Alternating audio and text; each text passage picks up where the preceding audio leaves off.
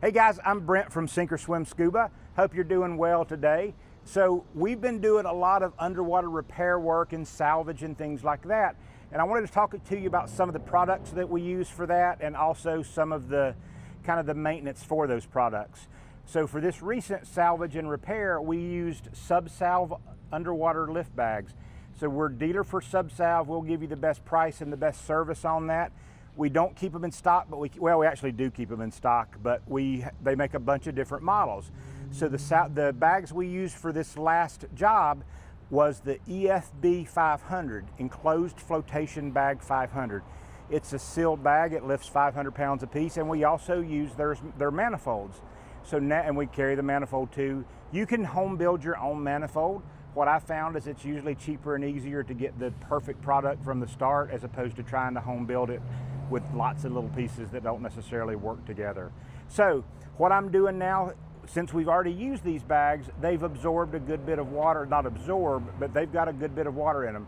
We got most of the water out there at the lake's edge because we didn't want to carry it up the hill and back into the truck, but they're still wet on the inside. So we're gonna add air to them a few times and then we're gonna dump the air to try to blow all the water out. So in general, the way we prefer to use these valve bags is either with a compressor that I haven't unloaded yet and a scuba tank hooked to their manifold.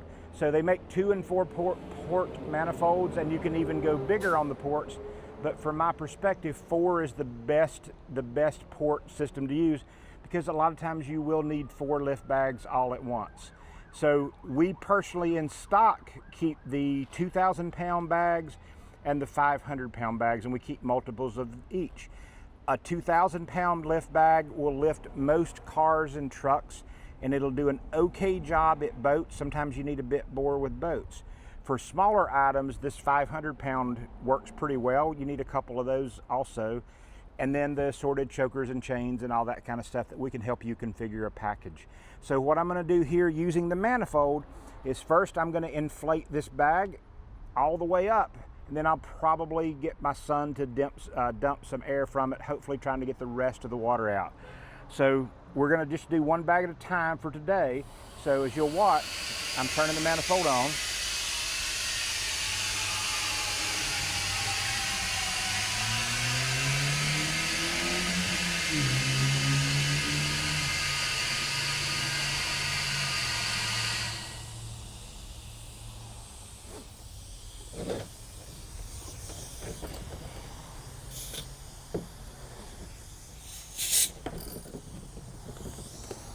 Let's see how much water we have left. Dylan, if you'll come over and give us a hand, I would appreciate it. You're gonna pull the string, the dump valve down there at the bottom, and we're gonna see if we can get any of that water out. Or it may not have, we may have already got all of it out.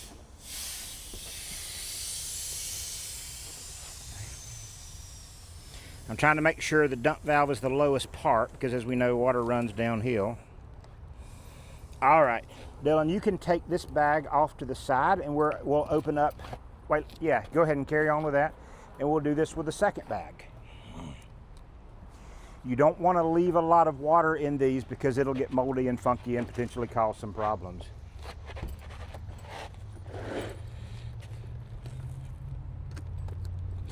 Now we can do all of these at once, but I just didn't want to drag out that many air hoses right now.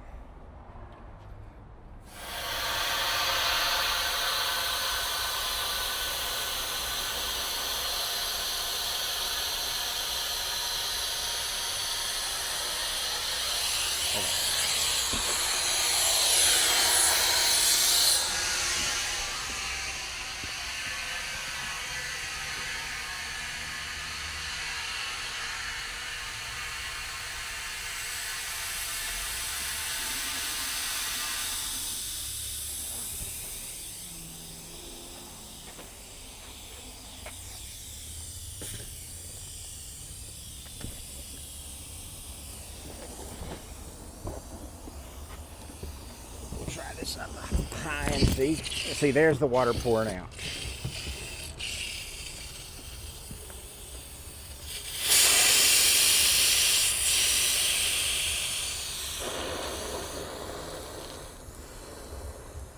You want fold, baby? Fold? Fold?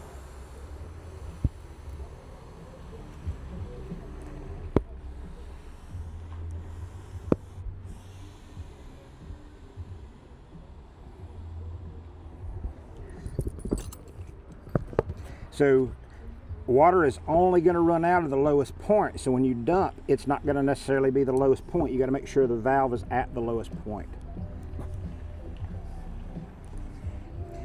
We'll try both of them again,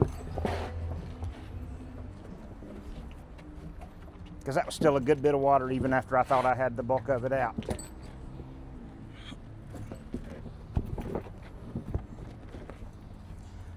Once again, these are Subsalve bags. That's my favorite brand. There's a good many brands that do this, but I found the Subsalve to be the most durable and hold up the best.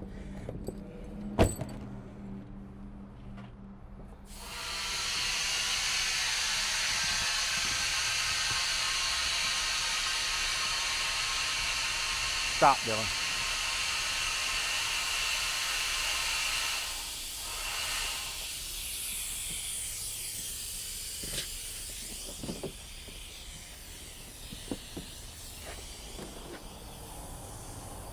Bring me that bag over here, please.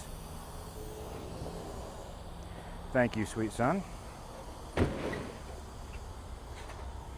You're a great assistant for this, buddy.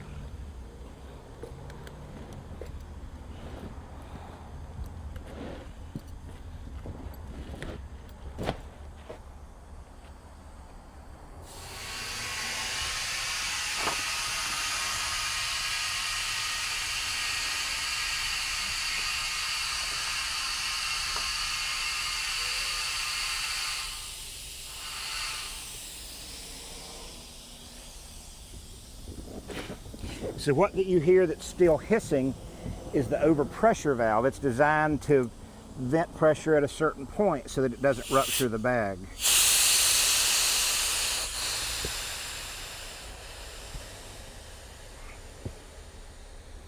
So when we first started packing these, they were too heavy to lift. They had a good portion of water in it. So we, of course, dumped that before we got this far into it.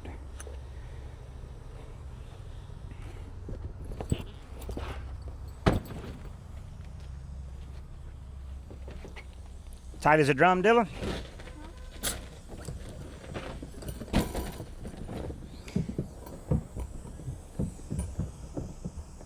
So they make different versions of these bags, different types of lift bags.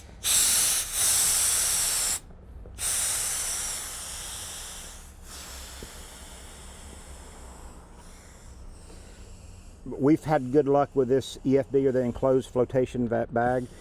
They also make the big parachute bags, and they make these in many different sizes, big enough to lift just about everything.